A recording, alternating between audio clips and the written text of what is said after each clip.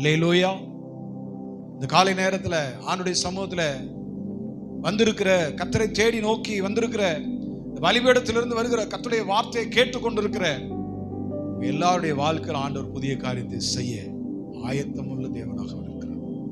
இங்கே வாசிக்கிறோம், அன்னால் பல வருஷங்கள், ஏறக்குறைய அவருடைய திருமணம் முடிந்து 20 வருஷ காலங்கள், 20 வருஷ காலங்களாய் 1.5 வருஷத்துக்கு ஒரு முறை வழக்கத்தின்படியே பலி செலுத்துவதற்காக எருசலேம் தேவாலயத்திற்கு வந்து, எருசலேம் தேவாலயத்திலே தேவனை பணிந்து கொண்டு, தேவனை துதித்து, தன்னுடைய பலிகளை செலுத்தி, தன்னுடைய வாழ்க்கையில் இருக்கிற குறைவை வெளிப்படுத்தி, ஆண்டவரே இந்த குறைவை மாற்றும் என்று சொல்லி கேட்கிற, விண்ணப்பம் பண்ணுகிற ஒரு ஸ்திரியாய் அன்னாள்.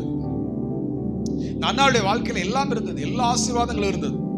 அவளை தேற்றக்கூடிய நல்ல செல்வந்தனாய் இருக்கிற கணவன்.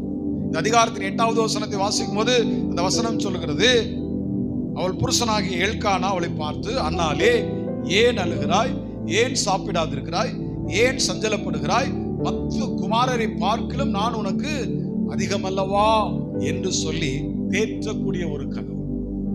ஆனால் வேதம் சொல்லுகிறது 6வது வசனத்திலே, கர்த்தர் அவள் கற்பத்தை அடைத்தபடியினார். ஆமென்.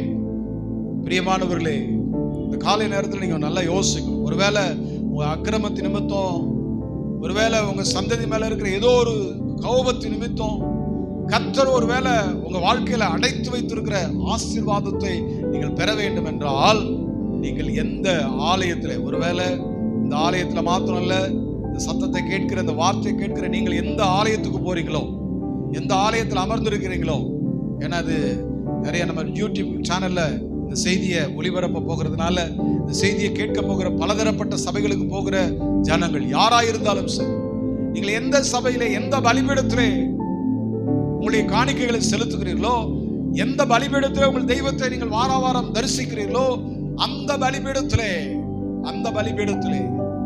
பலிபீடத்தை தொடுகிறதெல்லாம் பரிசுத்தமாக்கப்படும் என்று சொல்லி நமக்கு வாக்கு பண்ணி இருக்கிற நம்முடைய ஆண்டவர், உலாவுகிற, வாசம் பண்ணுகிற, தங்கி இருக்கிற, ஆலயத்தின் மூளைக்கல்லாய் வீற்றிருக்கிற ஆண்டவர் இருக்கிற அந்த பலிபீடத்துக்கு முன்னால உங்க வாழ்க்கையில நீங்க உங்களை அர்ப்பணித்து ஒப்பு கொடுத்து அந்த பலிபீடத்தை பார்த்து மனம் கசந்து நீங்கள் அழுது உடைய பாதத்துல விழுந்து ஜெபிக்கும் பொழுது ஆண்டவர்